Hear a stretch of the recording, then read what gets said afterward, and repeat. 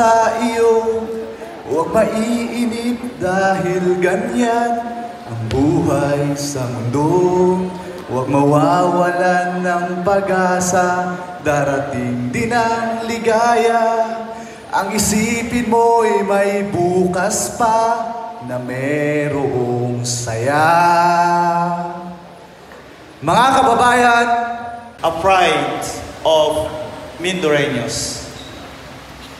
He hails from Barangay Bakawan in my hometown of Pola. He gave honor to our province in 2008 when he was a judge and proclaimed as the big winner of ABS-CBN's Pinoy Big Brother Teen Edition 2, which eventually ushered him to the glamorous world of showbiz and becoming one of the most sought-after leading men in Filipino film production. And just recently, he took a leap into a new career as public servant that with over 200,000 votes, he is now the incoming and probably the youngest vice governor in the history of our province. Ladies and gentlemen, please welcome Vice Governor-elect, the Honorable E.J. Falcon.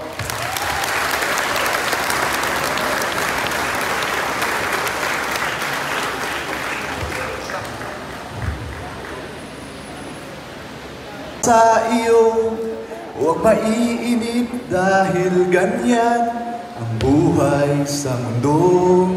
Huwag mawawalan ng pag-asa, darating din ang ligaya. Ang isipin mo'y may bukas pa na merong saya. Mga kababayan, simpleng kanta na kilala ng lahat. Simpleng mga salita na nilapatan ng tunog at himig. Pero ang kantang ito ay maraming taong binigyan ng pag-asa. At isa nga doon, ang inyong lingkod na si E.J. Falcon. Sa bawat kabiguan, sa bawat hamon ng buhay, at sa bawat pakikipagsapalaran, ang kantang ito ang naging musika ng aking damdamin para bumangon, lumaban, magsimula, at mangarap muli. Alam niyo po, sa totoo lamang, bago po ako pumasok sa venue natin kanina, ay nakaramdam po ako ng konting emosyon. At bigla akong naalala ang aking nakaraan. Totoo po yun. 15 years ago, katulad niyo rin po ako na nangarap at excited makakuha ng diploma. Pagpasok ko, natunghayan ko ang inyong mga ngiti. Narinig ang inyong kagalakan at nakita ang inyong mga mata na punong-puno ng pag-asa. Hindi ko maiwasang matanong ang aking sarili, kanino kaya ninyo inaalay ang mga ngiti na iyon? Katulad ng linya sa pamosong komersyal na para kanino ka bumabangon. Hindi ko kayang tanungin kayo isa-isa ngayon. Pero sana ang mga bagay o tao na dahilan ng inyong mga ngiti at kagalakan ang rason kung bakit kayo excited ngayong araw. Gusto ko pong simulan ang aking mensahe sa isang pasasalamat sa mga taong nasa likod ng paaralang ito sa pag-imbita at pagtitiwala na humarap sa inyo ngayon at maging simbolo ng pag-asa. Sino nga ba ang mag-aakala na magiging ganun kabilis ang takbo ng panahon? Na ang noong isang mag-aaral lamang sa Baryo Bakawan, bayan ng Pola, na anak po ng mangingisda, magsasaka, kargador, ay haharap sa inyo at magbibigay ng inspirasyon sa lupo ng mga magsisipag tapos ngayon. Ang buhay nga naman ay punong-puno ng sorpresa. Sorpresa talagang maituturing ang ika'y maimbitahan bilang panauhing pandangal nyo. Ang katotohanan po nito hindi naman po ito ang unang beses na ako'y magsalita sa harap ng maraming tao. Dahil sigurado po ako, alam nyo na ako po ay isang artista at ginagawa ko yun bilang isang artista. Subalit ito po ang tunay na nagbigay sa akin ng tensyon. Dahil ito ay isang hamon para sa akin na maging karapat-dapat sa pagkilalang ibinigay sa akin ng inyong paaralan. Maraming salamat po, Tita Sally, Tito Manny, at sa lahat po. At sa abot ng aking makakaya, hindi ko po kayo bibiguin.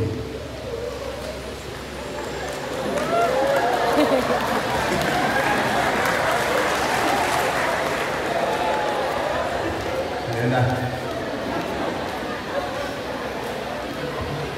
Sa pagkakaalam ko po, yung drama ang sinasabi ko, pero bakit kayo kinikilig? Hindi, biro lang po. Pinapatawa ko lang po kayo. Habang nakatayo ako ngayon sa inyong harapan, hindi maaaring hindi ko maalala ang aking nakaraan. Several years ago, I was like you. Tulad niyo rin ako, punong-puno ng pangarap. Naalala ko noon, isa pa ako sa mga students na nagko-construct para tumulong sa paggawa ng gusali ng aming paaralan dahil kami po ang first batch ng kauna-unahang high school sa aming baryo sa Bakawan, sa bayan ng Pola. Kaya nga po, gusto kong sabihin sa inyo, maswerte po kayo. Kasi ngayong panahon nyo, halos kumpleto na ang lahat. Nung panahon ko, halos wala pa lahat.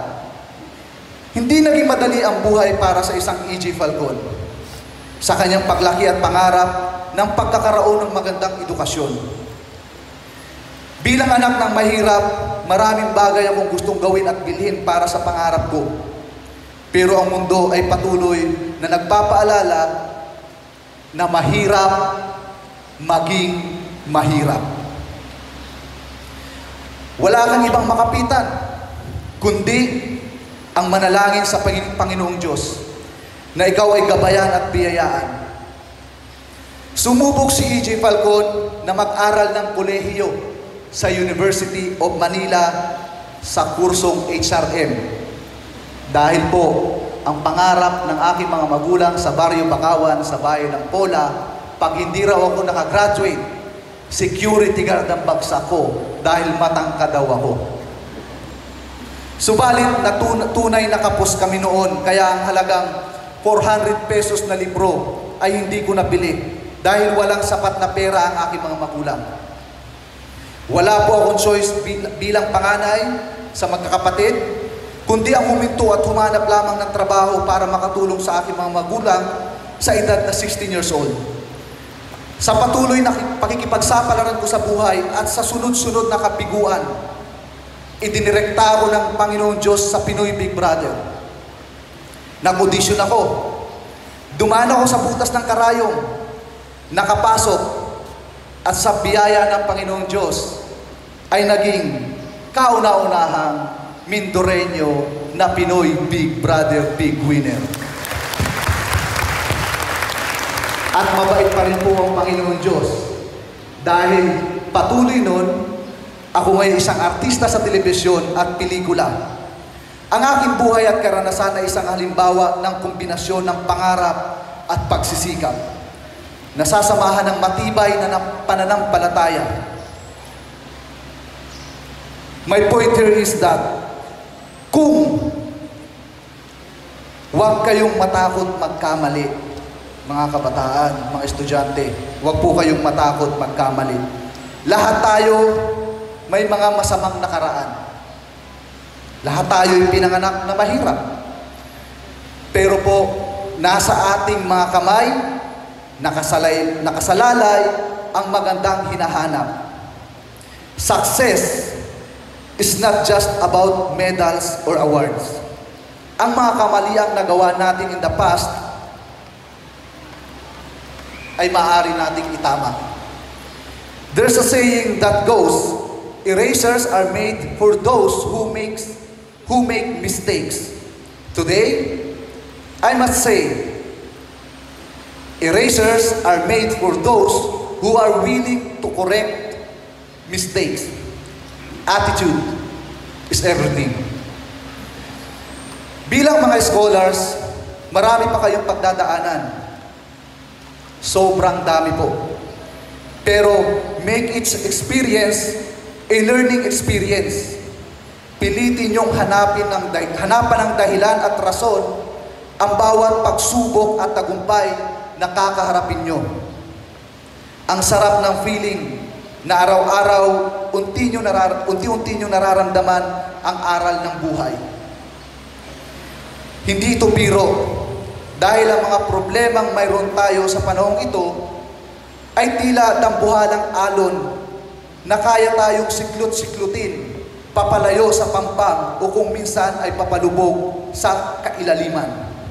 Malakas ang aking paniniwala na may katuturan ang maging kabataan ng bansang ito.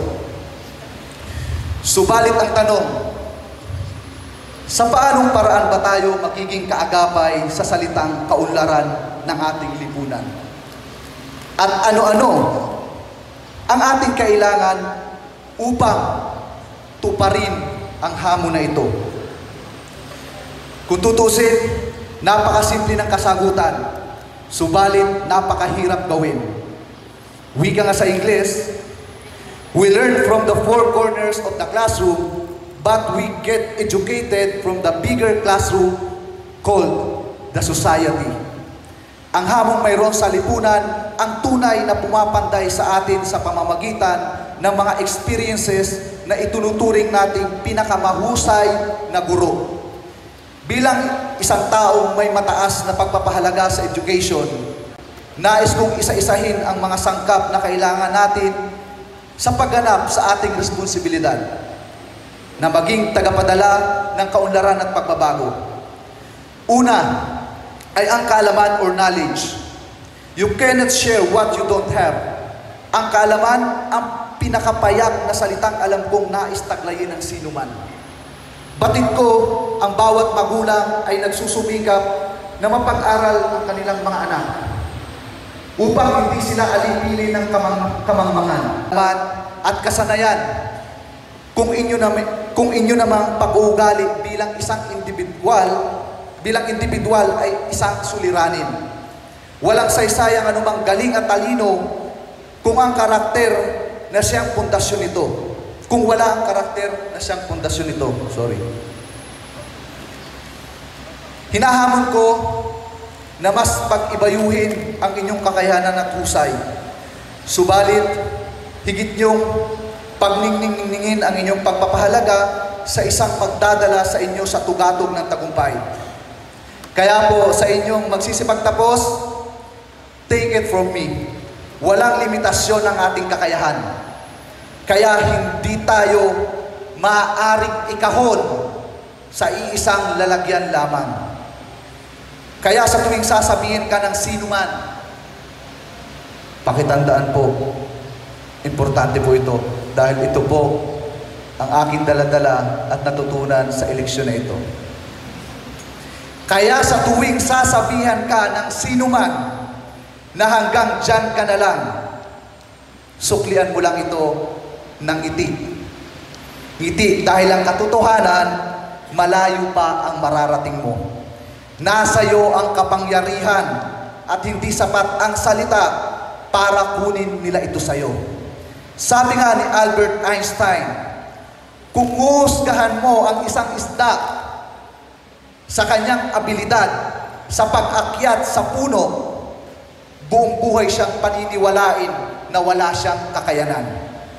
Maaring hindi ka magaling sa isang bagay, pero sigurado ako, may angking galing ka sa isa, dalawa, or maraming ibang bagay at larangan. Uulitin ko po, ito ang aking natutunan sa nakalipas na halalan. So, be brave. Have faith in yourself. Figure out what makes you happy and go. Do it. At ang pinaka-importante sa lahat, tanggapin mo kung sino ka. Alamin mo kung ano ang gusto mo dahil nasa mga kamay mo ang tagumpay na ninanais mo. Muli po, congratulations at mabuhay ang kabataang Mindoreños. Maraming salamat po.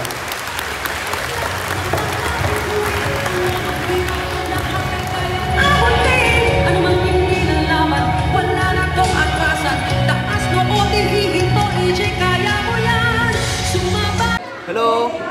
Thank you. Salamat.